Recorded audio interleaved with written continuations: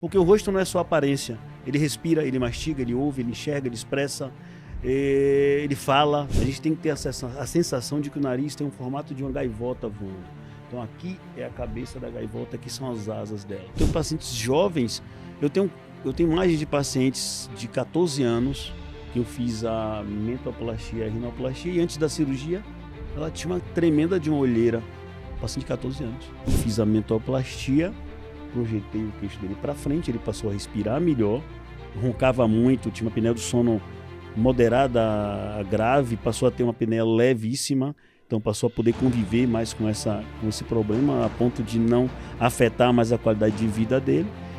E ele ficou tão feliz com o resultado e desistiu de operar o nariz. Ele disse: doutor, passei a gostar mais do meu nariz. Ou seja, para alguém aprender a fazer bem uma rinoplastia, pode-se dizer aí que é de 5 a 10 anos para aprender.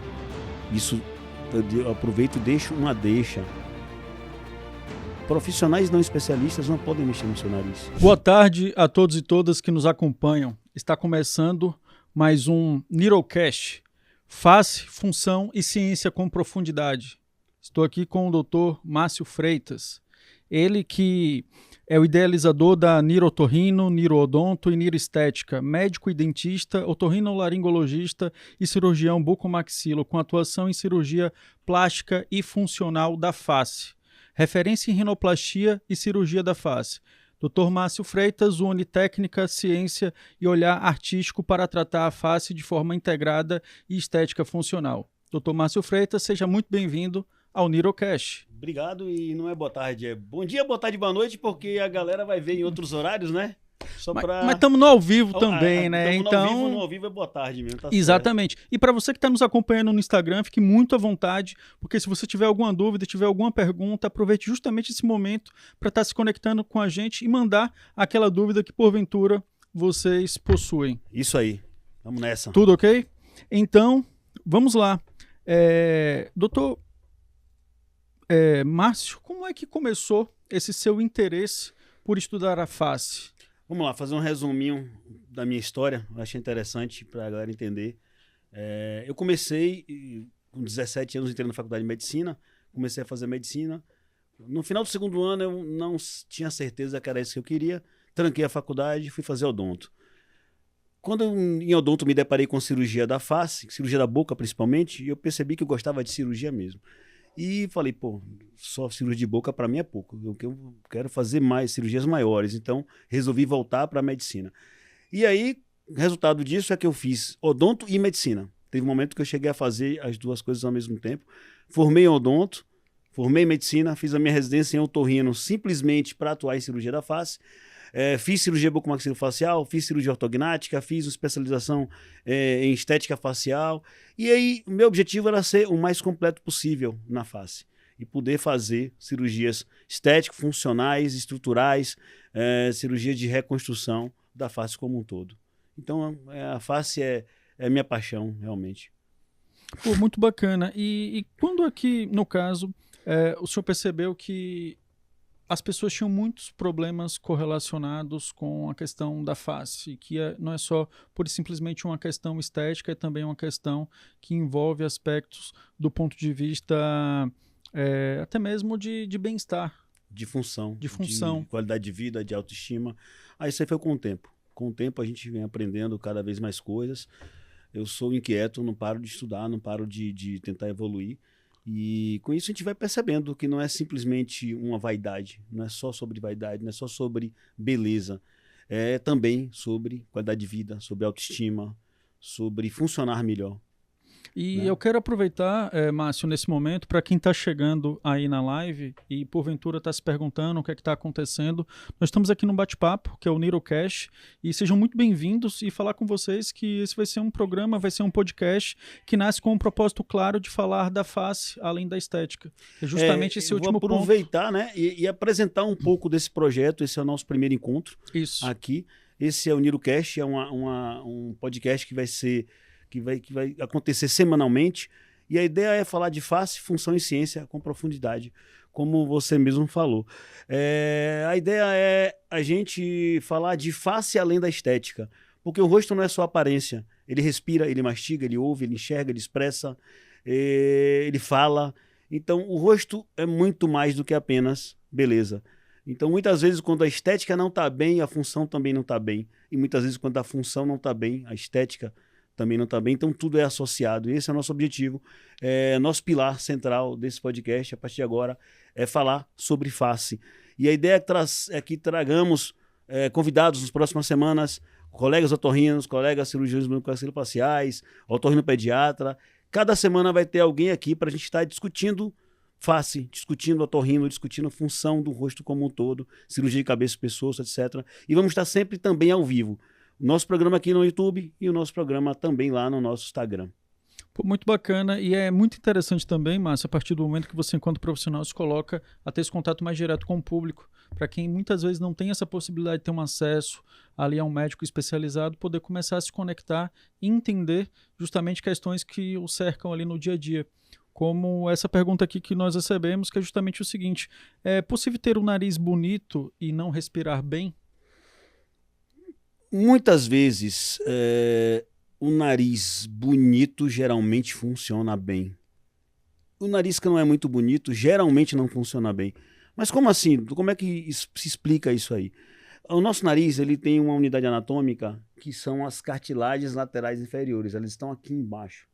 Essas cartilagens, elas têm que ter um formato de asa. Ou seja, essas laterais do nariz eles têm que estar voando, a asa tem que estar voando. Quando a gente olha o nariz de frente, a gente tem que ter a sensação de que o nariz tem um formato de uma gaivota voando. Então aqui é a cabeça da gaivota, aqui são as asas dela. Quando as asas são elevadas e quando elas têm estrutura, o nariz funciona bem. E eu estou dizendo isso porque muitos pacientes vão no otorrino e simplesmente têm indicação de fazer a cirurgia do desvio de septo nasal, que é essa parede que tem no meio do nariz. Ao fazer a cirurgia de septo nasal, isso não garante uma função nasal melhor, porque se mexer somente nessa parede central e não mexer nas asas da gaivota, o nariz não voa, o nariz não respira. Então, muitas vezes, a gente precisa deixar o nariz mais bonito para que ele funcione bem. E isso explica uma grande quantidade de insucessos em apenas se fazer septoplastia, em apenas se fazer a tal da cirurgia das carnes do nariz. Muitas vezes os pacientes falam para mim: doutor, eu operei 1, 2, 3 vezes e nunca consegui melhorar, porque a abordagem não envolveu a arquitetura do nariz como um todo. Então, assim, é possível ter um nariz bonito e não funcionar bem? É possível, mas é mais difícil. Geralmente os narizes que estão bonitos naturalmente, ou que ficam bonitos através de uma rinoplastia estruturada e que aborda estética e função, geralmente eles funcionam bem. E os narizes que não são tão bonitos, geralmente a asa da gaivota está para baixo, associada a outras coisas internas como desvio de septo, e normalmente eles não respiram bem. Então, apenas recapitulando, até para quem está nos acompanhando, a definição do nariz bonito é justamente essa metáfora de que a gaivota ela tem que ter as asas mais... As asas elevadas voando, a cabeça da gaivota e as asas aqui para cima. As asas não podem ser tão altas, porque senão fica aquele nariz com isso aqui muito retraído. Então é a asa muito alta.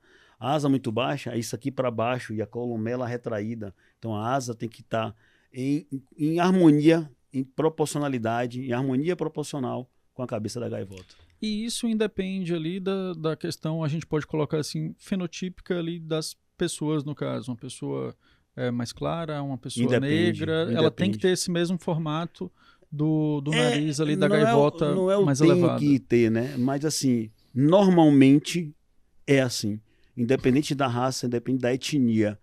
Se o nariz não tiver uma estrutura arquitetônica em que ele tenha uma valvulação, em que ele consiga fazer com que o ar turbilhone bem por dentro dele, ele não funciona bem. Isso é muito interessante. Então, o senhor fala também de um outro conceito que é o não respirar bem. Não respirar bem impacta em que no dia a dia das pessoas, para que elas tenham ciência disso? Impacta em muita coisa. Não respirar bem, a pessoa não dorme bem, a pessoa não consegue fazer uma boa atividade física. Se faz atividade física, tem algumas limitações, porque o ar não flui de uma forma satisfatória, às vezes ronca. Então, o não respirar bem atrapalha uma série de coisas boas da vida que poderiam estar melhores quando a pessoa respira bem. Pode provocar dor de cabeça, por exemplo, um desvio de septo nasal, ele pode ser tão grande a ponto de o septo nasal, a mucosa do septo nasal, tocar na parede lateral do nariz, na mucosa lateral. Esse toque da mucosa simplesmente pode causar dores de cabeça. Então, muita gente tem dor de cabeça e que sabe. já foi em neurologista, já foi em psiquiatra, já foi em diversos colegas e não houve um diagnóstico talvez correto de uma boa tomografia da face em que mostra a mucosa tocando na lateral. Isso pode causar dor de cabeça. Doutor, gostaria que o senhor falasse justamente o seguinte agora. Quais são, porventura, os quadros clínicos ali que uma pessoa que não respira bem já é um sinal ali, um alarme para quem está nos acompanhando aqui agora poder ter ciência disso, falar, meu filho, porventura ele não respira bem, minha sobrinha, enfim, ou eu mesmo não respiro bem. O que é o alerta? Porque eu acredito que tem muitas pessoas que podem estar vivendo e nem sabem que não respiram bem. Por exemplo, dormir de boca aberta, roncar, não conseguir chegar numa zona de treinamento adequada, numa corrida, numa academia, né? O roncar, por exemplo, esse ronco pode não ser apenas um ronco, ser também uma apneia do sono. Na apneia do sono, a pessoa dorme mal, a pessoa não tem um sono renovador. Acorda de manhã cansado, acorda como se o sono não realmente tivesse carregado as baterias. E essa pessoa não consegue malhar, não consegue fazer uma atividade física porque não tem vontade, não tem raça, porque não teve as baterias carregadas à noite. Se for uma apneia grave, é uma pessoa que não pode nem dirigir na estrada, ela pode dormir no volante. Né? É a pessoa que chega em qualquer lugar, está sentada em determinado lugar esperando alguma coisa e cochila. Então essa é a apneia do sono. E muita gente tem a apneia do sono e não sabe. Né? Isso causa, como o paciente não consegue fazer atividade física, vai ganhar peso. Então é uma coisa levando a outra. As dores de cabeça, como eu falei, gripes frequentes, rinites frequentes, episódios frequentes de sinusite, e por aí vai. Nesse assunto de respiração, uma respiração ruim, ela pode afetar a minha aparência? Eu ia falar isso agora, boa pergunta. Uma respiração ruim, você pode acordar de manhã, várias noites sem dormir bem. Eu tenho aquelas famosas olheiras. Pô, eu ando com olheira, mas você não dorme bem, pô. Você não tem um sono renovador. A pessoa que não respira bem, geralmente o nariz não é bonito, como já falei, né? A gaivota. Na gaivota não tá legal. Então, às vezes, a ponta nasal é caída. Isso acontece, às vezes, muito em pessoas que ganham idade. Com idade, o nosso nariz vai caindo, a ponta vai caindo. E essa ponta caída, eu já vi idosos em que basta fazer esse movimento de levantar o nariz, passa a respirar melhor. Então, você vê que a estética é a estética atuando na função e a função atuando na estética. E no caso aí, como o senhor já falou, tem toda uma correlação quando a gente está falando dessa questão do afetar minha aparência com a ideia do ronco, dor de cabeça, olheiras, cansaço crônico, queda do rendimento e até mesmo a má postura facial, que é essa queda do nariz ali que o senhor relatou mais ao final. A má postura facial também tem muito a ver com o respirador bucal. O respirador bucal é a pessoa que não consegue nem vedar os lábios direito. Então ele fica o tempo todo com a boca aberta. Geralmente são pessoas que, por não respirar bem pelo nariz e serem respiradores bucais, não desenvolveram direito a face. Então, essas pessoas que fazem respiração bucal ao longo da vida são pessoas que têm um queixo para trás, são dentuços. Olha a função aí, agindo na estética. Então tem o queixo para trás, a maxila ela é projetada em relação à mandíbula, aquele dentuço, né? Uhum. Aquele queixinho para trás, o neo rosa. Então é o respirador bucal que não desenvolveu a respiração pelo nariz, a maxila não se desenvolveu direito e o queixo ficou para trás. Geralmente quem tem o queixo para trás, por exemplo, ronca, porque o queixo estando para trás, a cavidade, a passagem do ar, né, o tubo de passagem do ar aqui atrás da região orofaringe, atrás da boca, atrás da língua, ela é estreita. Essa pessoa ronca.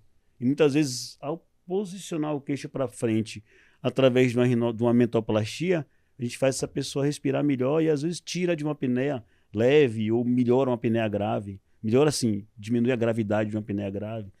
Então, mais uma vez, a estética se relacionando com a função. E é verdade também afirmar que quem respira mal, muito provavelmente, ela vai envelhecer mais rápido.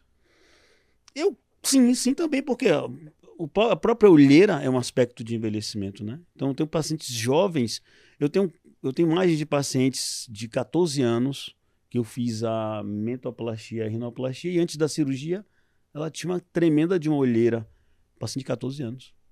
Então, dá um aspecto de envelhecido, Sim. né? Fora que se envolver quadros mais graves como a apneia do sono, esse envelhecimento vai ser até mais profundo, porque são pessoas também que não malham, que não treinam, que engordam fácil, que, né? Tem autoestima baixa, então a autoestima baixa também envelhece a gente. E como o senhor falou anteriormente, um queixo pequeno ele pode influenciar na questão da respiração e, consequentemente, também ali do nariz.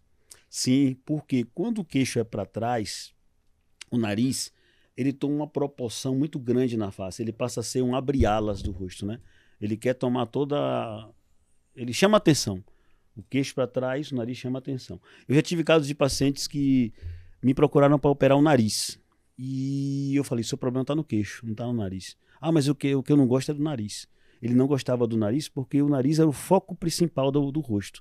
E eu consegui, de alguma forma, consegui explicar e convencê-lo a fazer o queixo.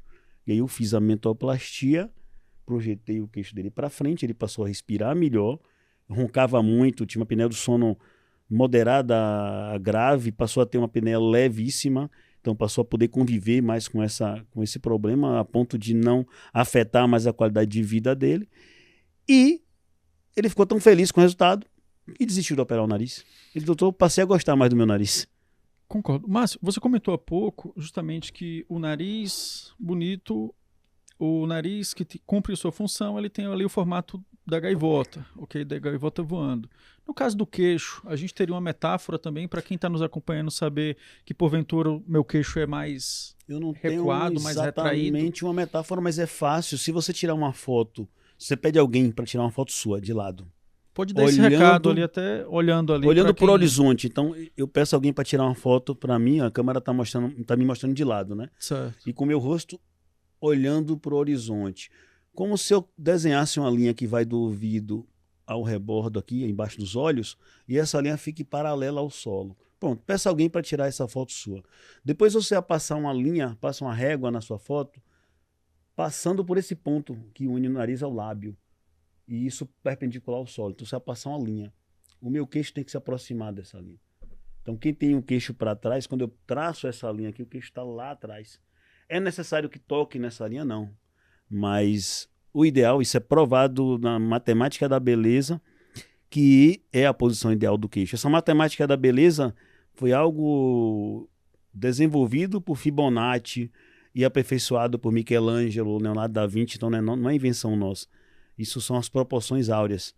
E o que é que se foi estudado, se foi provado que uma face proporcional é uma face também funcional. Para você ter ideia, tem um detalhe interessante que eu lembrei aqui agora. As pessoas que têm um queixo para trás, aí vamos falar de postura. Pessoas de queixo para trás têm aquela cara de tímida, né? É mais tímida, é o cara que é inseguro. E geralmente eles andam assim, com o pescoço mais elevado, por intuição, uma coisa que está no subconsciente. E alguns desenvolvem problemas cervicais. Olha a função de estética trabalhando. E o contrário, as pessoas que têm um queixo para frente têm aquela cara de malvado, né? Cara de bravo, de mal. E eles, por intuição, por subconsciente, eles andam mais cabisbaixos. E aí podem também desenvolver problemas na cervical. E existem problemas cervicais em pacientes que têm esse tipo de deformidade. Então, o queixo mais alongado também, isso. Ele também pode ser um problema. Ele causa problema também respiratório, mastigatório, porque quando é o queixo, não é só, geralmente os pacientes de queixo mais alongado, é a mandíbula toda mais alongada, né? É o paciente que a gente chama de classe 3. E esse tipo de paciente tem que ser tratado com cirurgia que a gente chama de cirurgia ortognática, é reposicionar as arcadas. Então esse paciente tem os incisivos inferiores à frente dos superiores. Então são pacientes que têm, imagine isso em mulher. Em homem, você pode até, aquela cara do brabo, daquele piloto, daquele desenho animado, como é o nome? Você lembra aquele Dig Vigarista? Não, ou então aquele que fazia propaganda do creme dental, de dente, dentão e tal. Em homem, isso até é aceitável, um homem do queixo para frente. Em mulheres, elas não vão gostar muito dessa ideia, né? Exato. Mas a gente entra num assunto que é a questão justamente da rinoplastia. Mas antes até de avançar, é perguntar o seguinte: De uma forma muito simples, o que é uma rinoplastia para quem nos acompanha e chega nesse assunto pela primeira vez? Boa pergunta. A rinoplastia é a cirurgia em que a gente acessa o nariz e modifica a posição, principalmente das cartilagens nasais, dos ossos nasais, para que o nariz fique mais bonito e mais funcional. Tanto que cientificamente a gente chama de rinoceptoplastia estético-funcional, porque é uma cirurgia em que a gente mexe na estética e na função. Então, isso é a rinoplastia.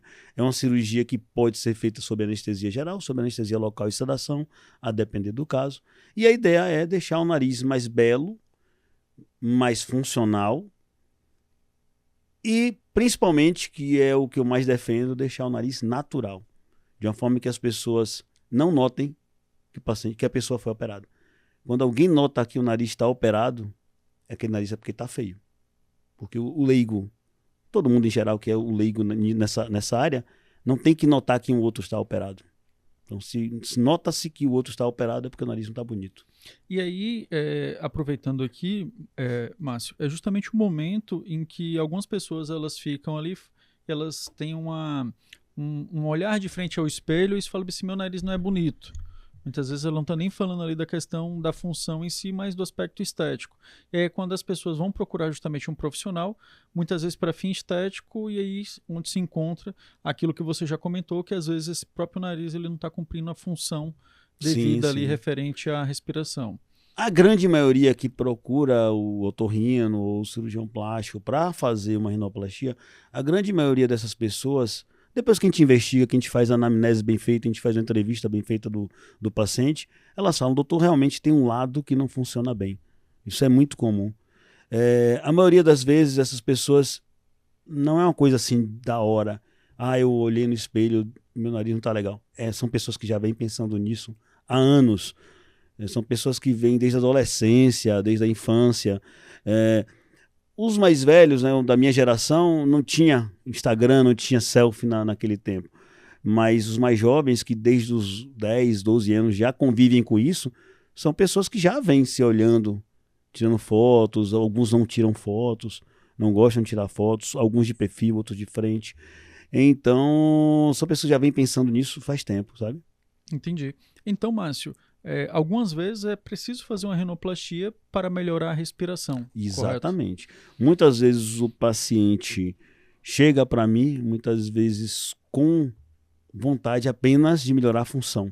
Eu tive vários casos de pessoas que me procuraram para melhorar apenas a função, e eu falei, olha, para eu melhorar a tua função, eu também tenho que melhorar a arquitetura do teu nariz. Isso é fácil de entender, né? Se eu não melhorar a arquitetura do nariz, eu só quero operar o desvio de septo. Eu só quero tirar a carne do nariz porque na tomografia deu que eu tenho carne no nariz. E eu explico, não é isso que vai resolver. E é o que eu falei no começo. Eu tenho várias pessoas que já passaram por cirurgia de septoplastia, né, de tirar a carne do nariz e que continuam a respirar mal. Por quê? Porque não foi mexido na arquitetura do nariz. Então, muitas vezes, a rinoplastia é extremamente necessária para respirar melhor. Márcio, eu acredito que cada caso é um caso, mas para quem está nos acompanhando e porventura tem a necessidade de fazer uma rinoplastia, é um procedimento que, no caso, demora muito quando ela entra ali no aspecto cirúrgico, no pós-cirúrgico, em quanto tempo ela já pode voltar às atividades normais? Eu posso falar da minha experiência, da nossa experiência. Né? É uma cirurgia que pode durar 2 a 3 horas. Eu considero como uma das cirurgias mais complexas do corpo humano. Tanto que é uma cirurgia cuja curva de aprendizado, para alguém aprender a fazer, é uma curva de aprendizado das mais longas. Ou seja, para alguém aprender a fazer bem uma rinoplastia, pode-se dizer aí que é de 5 a 10 anos para aprender. Isso eu aproveito e deixo uma deixa. Profissionais não especialistas não podem mexer no seu nariz. E isso vem acontecendo muito com muitas pessoas. Vem permitindo que pessoas que não fizeram uma residência, que não são especialistas realmente em fazer uma rinoplastia. Quem é que é especialista em fazer uma rinoplastia? O otorrino, o cirurgião plástico. Fora isso, ninguém mais tem essa capacidade técnica de fazer uma rinoplastia bem feita. Alguns cirurgiões bucomaxilofaciais com uma boa formação também conseguem fazer, mas quem não tem uma formação cirúrgica pode estragar o nariz da pessoa. E isso já vem acontecendo, já vem chegando pessoas que passaram pelas famosas e malucas rinomodelações definitivas. Elas não existem. Então, só para deixar essa deixa. Então, é uma cirurgia de 2 a 3 horas. O pós-operatório, eu, pessoalmente, eu não coloco nada dentro do nariz, nem tampão, nem tala, mas tem colegas que preferem colocar a talinha dentro do nariz. Se colocar essa talinha é tirada com 5 a 7 dias.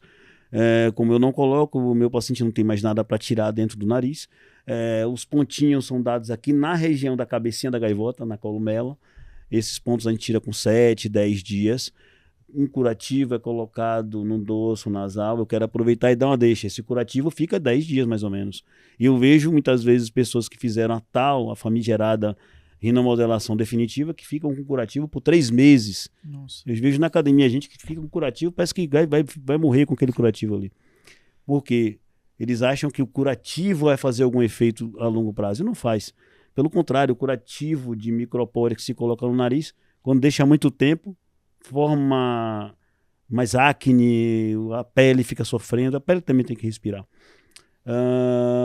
Atividade física, eu peço para todos os meus pacientes de cirurgia fazerem atividade física leve a moderada, como caminhada ou bicicleta, já no 3º dia.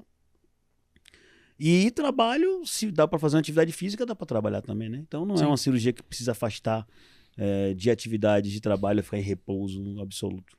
Doutor Márcio, você tocou num ponto que é muito interessante, que eu vou trazer uma questão mais próxima aqui, foi de uma amiga que fez um procedimento.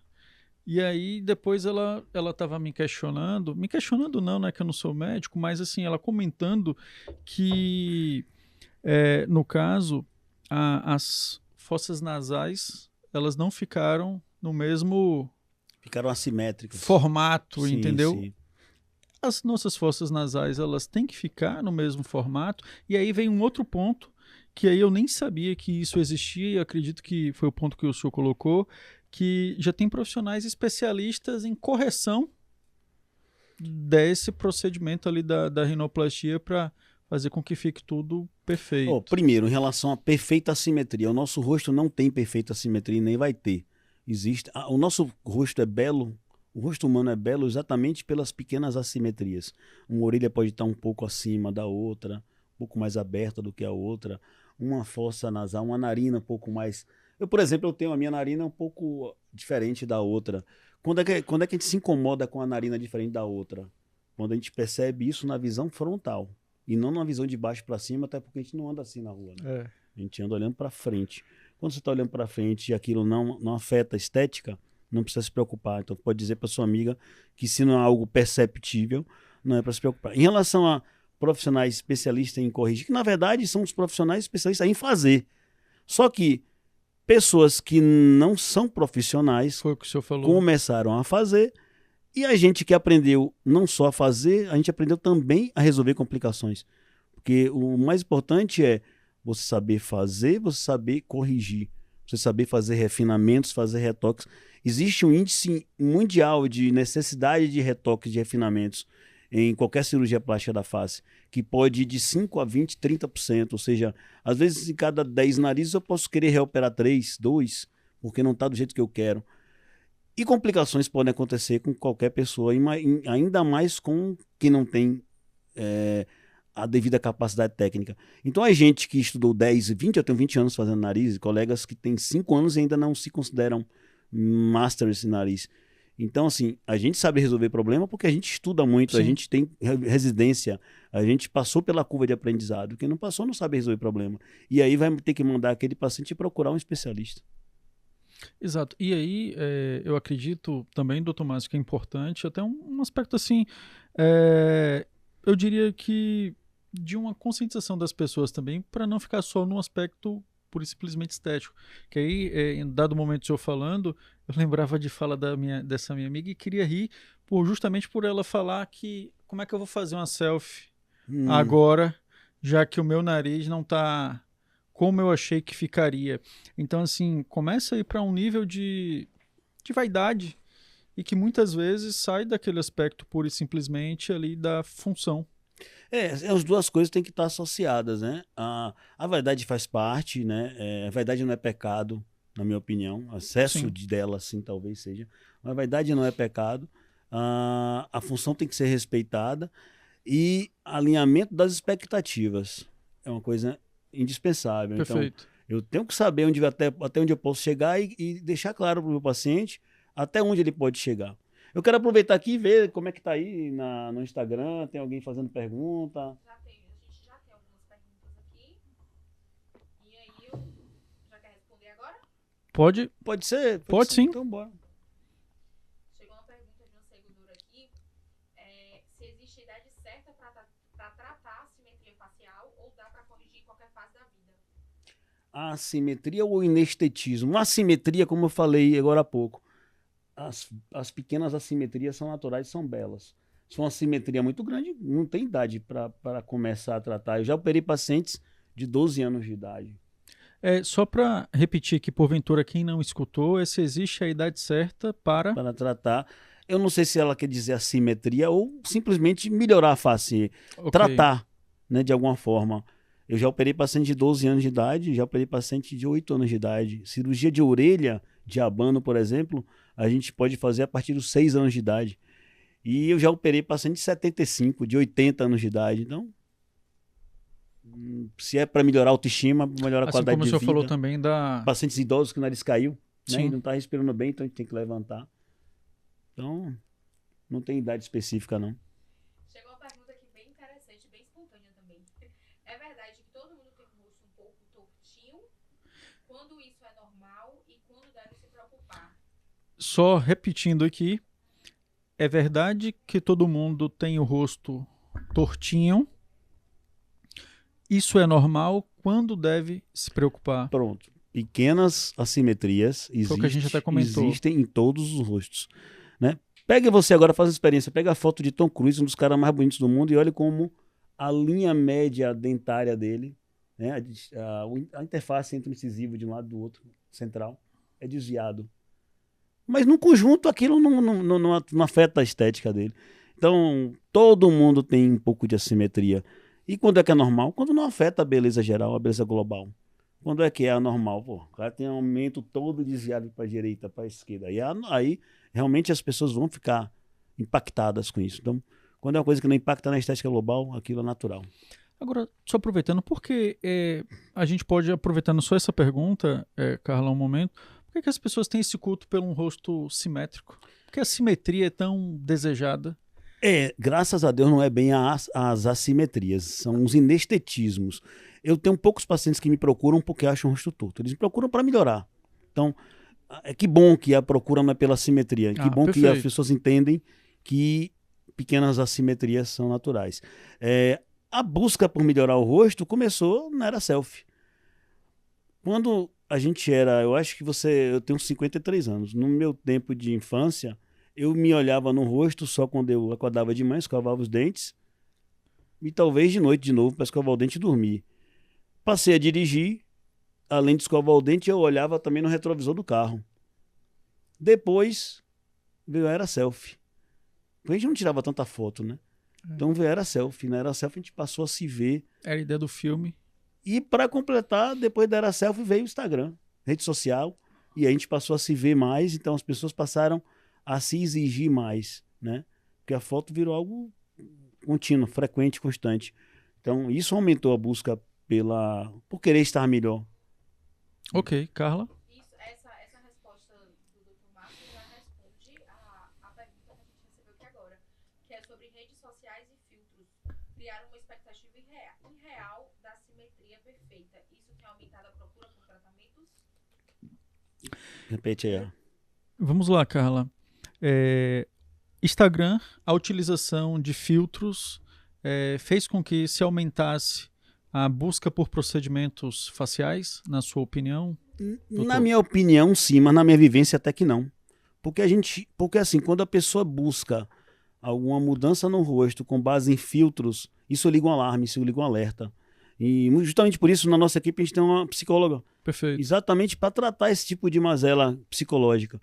Então, que bom que na minha realidade isso não acontece, mas nas mãos de alguns profissionais isso acontece com frequência. Comigo a frequência é menor e eu tento fazer uma conversa, um bate-papo muito prolongado com o paciente para mostrar que, para ele, e até a psicóloga também conversar com o paciente para mostrar para ele que tem que dar um freio, né? Então a gente é muito responsável em relação a isso. Perfeito.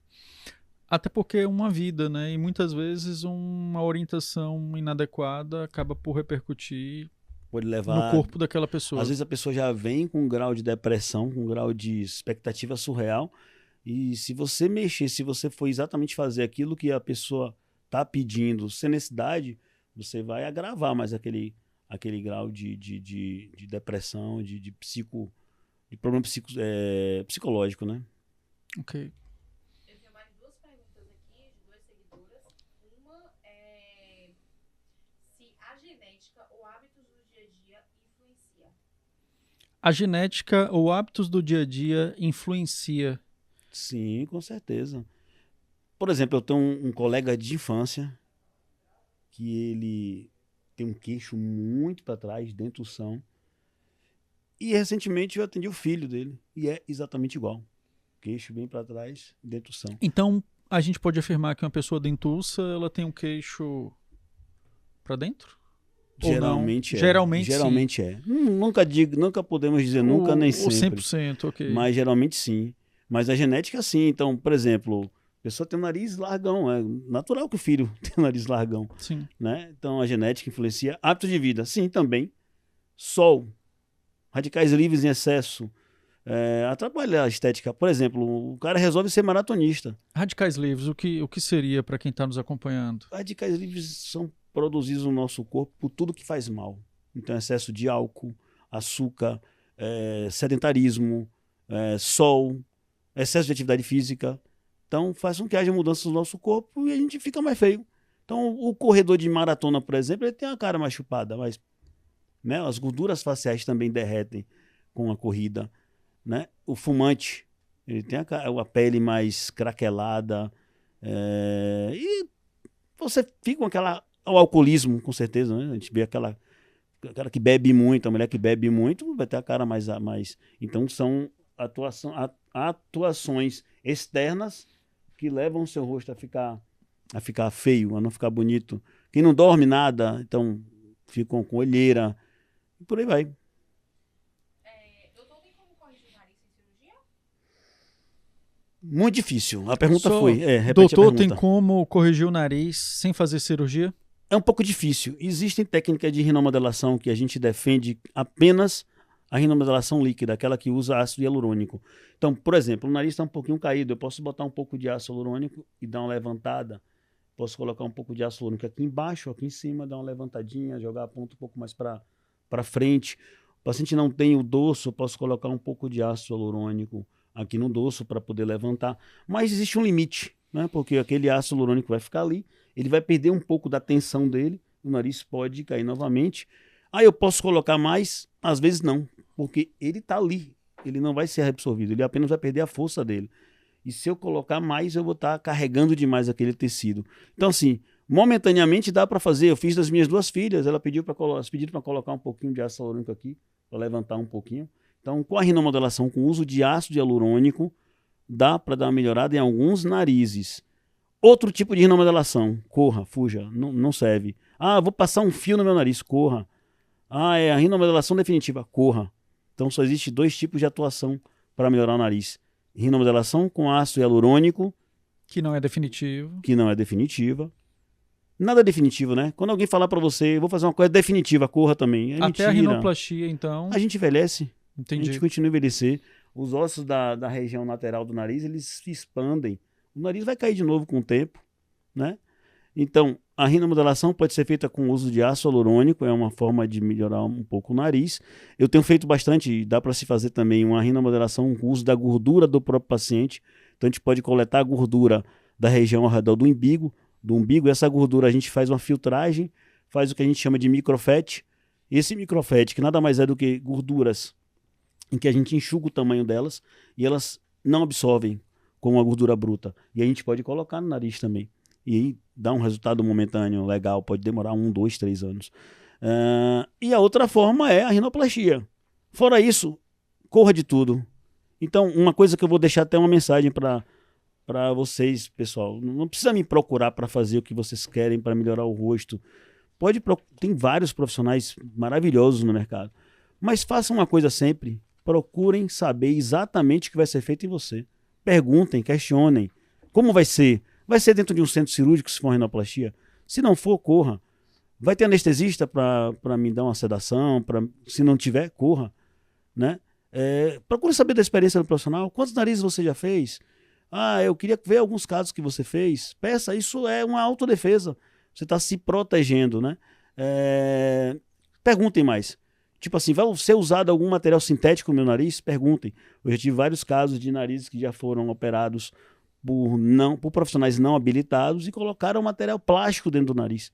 Recentemente a gente operou um nariz que tinha um pedaço de plástico, um acrílico no nariz. E não se pode colocar material sintético no nariz. Já operei nariz com silicone e a pessoa não sabia que aquilo estava lá. O que mais me alarma é que a pessoa não sabia aquilo que estava lá. Até ela sentir um incômodo, até ela não se sentir bem. Um incômodo muitas vezes é uma infecção.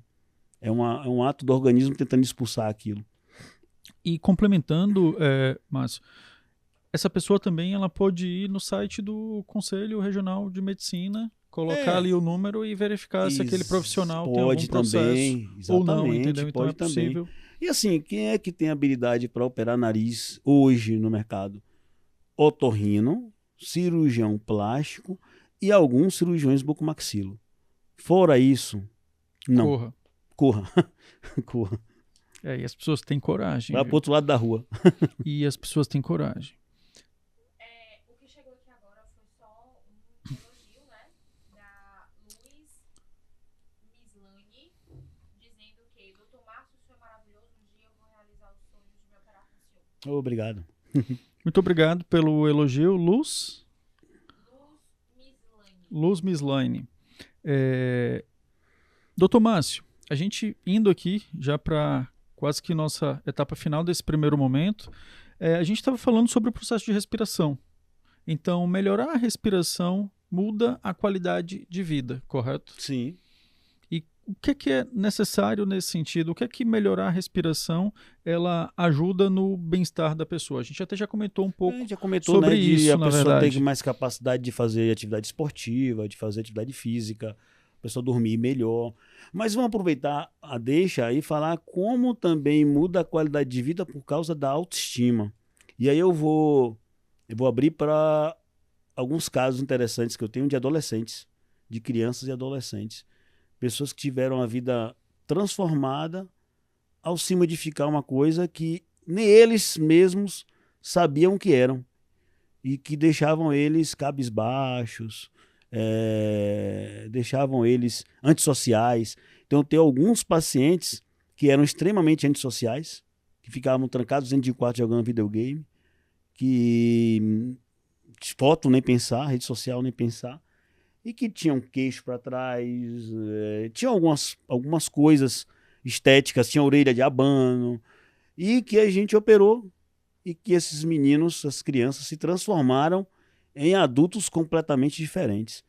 E aí vem a pergunta, mas como é que eu vou operar meu filho de 12 anos? Por que eu vou operar um filho de 12 anos? Ele pode crescer lá na frente e o nariz se transformar de novo, você ter que mexer novamente. Pode. Mas se dos 12 aos 18 a gente deixa ele sofrendo psicologicamente, esse sofrimento psicológico não vai parar nos 18, não. Esse sofrimento psicológico deixa sequelas pro resto da vida, né? Mas se eu consigo tratar aquele nestetismo, aquela falha estética no rosto, sei lá, aquilo que incomoda ele, ainda na adolescência, eu garanto é uma palavra forte, né? A gente está garantindo que ele não tem problema psicológico. Então, eu tenho crianças de 8 anos que a gente operou orelha e nariz. Tenho criança de 12 que operou nariz e queixo. Né? São crianças que, se não operassem, iriam ter problemas de autoestima, duros de se tratar, com psicologia, né? Com terapia. E são crianças que se transformaram, viraram outras pessoas, a autoestima foi lá para cima, passaram a ter mais amor à vida, a ter mais socialização, sabe? Então, a função e a estética, ambas, são muito importantes para a saúde. Então, a gente, às vezes, pode ter casos de pacientes em que, ao tratar a estética, a gente salvou uma vida. Sim. O que me garante que uma depressão não poderia ter gerado um suicídio, por exemplo? E eu complementaria, doutor Márcio, que até na questão de um relacionamento, como por exemplo de um amigo em que ele comentou, Diego, eu preciso fazer um procedimento porque o meu nível de ronco é muito alto e minha companheira, ela Você tem que sair do quarto, não né? aguenta. Ele saía do quarto. E aí você sai do momento ali do amigo e da piada para entender que o caso daquela pessoa é um caso mais sério. Quando ele começa a falar, ele já não estava E mais em tom de é brincadeira, muito comum que ele isso. tinha que sair do quarto mesmo, porque a depender, não sei se tem um momento de altos e baixos, assim, no sentido de ter questões situacionais que faz com que ele ronque mais ou mais alto. Acontece muitas vezes de pessoas falarem assim, eu só ronco quando eu bebo. É muito comum a pessoa roncar quando bebe, porque dorme de barriga para cima. Mas tem casos de pacientes de ronco e apneia do sono, que realmente o companheiro, a companheira não consegue ficar no quarto. Geralmente esses pacientes têm problemas obstrutivos nasais, ou queixo para trás, às vezes excesso de amígdala, né? A gente tem que investigar exatamente isso aí. A dentição pode ser um problema, já que o queixo é para trás também? Se a dentição acompanha esse queixo para trás, se não for apenas um queixo para trás, for uma mandíbula inteira para trás, sim. Temos que. Em muitas situações, quando a apneia é grave, por exemplo, existem índices de apneia. Existe a apneia leve, moderada e grave. A apneia grave, o tratamento cirúrgico é avançar todo o conteúdo maxilomandibular. Jogar tudo para frente, para o espaço aéreo lá atrás abrir. Ou isso, ou usar o aparelho em casa chamado CPAP. Então, uma apneia grave, pequenas cirurgias não vão tratar definitivamente. Eu até falei anteriormente, eu já tive paciente de apneia grave que falou assim, eu não quero fazer o avanço maxilomandibular. Eu falei, então vamos fazer algumas coisas para tirar você de uma apneia grave e tentar levar você até para uma moderada. Porque se levou da grave para uma moderada, já foi uma melhora, né? Sim. Não é uma cura, mas já é uma melhora. Então dá para se fazer assim também. Mas muitas vezes eu tenho que avançar o todo para que o rosto funcione melhor. E aí, tranquilamente, a gente pode falar na melhoria da qualidade de vida de um paciente. Com certeza. Desse. A partir do momento que ele passa a poder dormir, digamos assim, com a dormir companheira com a companheira e fora as outras coisas que a gente já falou antes, né? Vai acordar vai ter vontade de fazer uma atividade física, vai dormir melhor, então vai desenvolver melhor as atividades do dia a dia, né? Exatamente. Carla, mais alguma pergunta? Mais algum comentário? Chegou um comentário aqui dizendo, essa é da Babi. Quero agradecer ao Dr. Márcio por sempre elevar a minha autoestima. Você é o melhor médico que eu conheço. Obrigado. Ok, acabou de chegar um comentário da Babi agradecendo ao Dr. Márcio por sempre elevar a autoestima dela. E aí ela agradece, dando um muito obrigado. É isso que faz a gente continuar nessa área, né? Não é simplesmente sobre vaidade. A autoestima, ela mexe com a cabeça das pessoas, né? Doutor Márcio, nesse momento aqui, indo para as considerações finais, qual é a mensagem que o senhor deixa para quem nos assistiu e quem, porventura, tem dúvidas sobre o bom funcionamento ali da sua face, do seu nariz, enfim, quais orientações que o senhor passa? Primeiro eu quero convidar vocês para assistirem nosso podcast toda segunda-feira. A ideia é que façamos toda segunda-feira às 17 horas, vai ter sempre um convidado. Esse é um serviço da Niro Otorrino, a nossa clínica de otorrinolaringologia. Eu acho que quem é de Feira de Santana, e quem não for, venha conhecer a clínica Niro, lá na Carilândia. É uma clínica multidisciplinar que envolve vários profissionais que cuidam da face. Quem são esses profissionais? Otorrino, cirurgião plástico da face, cirurgião bucomaxilo, fonoaudiólogo, fisioterapeuta que trabalha com face, dentista, né? Cirurgião dentista de todas as especialidades, afinal de contas, a boca faz parte da face. Né? Otorrinopediatra, então odontopediatra, então a gente atende desde a criancinha até o adulto, até o idoso. Um dentista especialista em pacientes especiais, aqueles pacientes que, quando eu falo especial, eu acho que não é a palavra certa, né? Com deficiência, né? Pessoas com deficiência. E pessoas, por exemplo, que têm medo de dentista. Tem gente que tem medo de dentista e pode ir lá na nossa clínica, no nosso centro cirúrgico odontológico, e fazer um tratamento odontológico com anestesista. Então você não vai ver nada, quando acorda já resolveu tudo. Né? Esqueci alguma coisa? Então, otorrinos de todas as especialidades de garganta, nariz, ouvido, da fala. Então a ideia é atuar no rosto como um todo. Disfunção da TM, tem gente que tem dores articulares nessa região da articulação da mandíbula com o rosto. Então, o nosso podcast vai ser para que a gente passe informações de uma linguagem um pouco mais fácil, para que vocês aprendam, entendam um pouco do que pode estar se passando com suas vidas e para que vocês saibam escolher quem cuidar de você e de quem vocês devem correr. Porque tem gente que a gente tem que correr mesmo. Então esse é o NiroCast. A partir da semana que vem eu estarei no seu lugar de entrevistador, fazendo minhas pontuações e entrevistando meus colegas da Clínica Niro, né? Semana que vem é a doutora Juliana, né? É a nossa otorrinopediatra, ela vai estar aqui comigo. E a ideia é convidar vocês para estarem sempre com a gente aqui, interagindo, perguntando, tirando dúvidas. E é isso aí. Isso que é o NiroCast, que é um podcast voltado para informação. Dr. Márcio Freitas, muito obrigado. E você que nos acompanhou, você ouviu o NiroCast, Face, Função e Ciência.